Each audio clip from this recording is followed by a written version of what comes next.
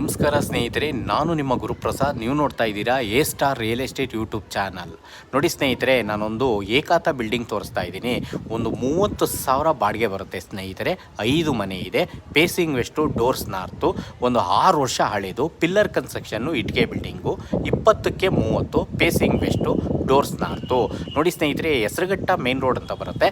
ಈ ಮೇನ್ ರೋಡ್ಗೆ ಜಸ್ಟ್ ಅರ್ಧ ಕಿಲೋಮೀಟ್ರಲ್ಲಿ ಈ ಒಂದು ಮನೆ ಬರುತ್ತೆ.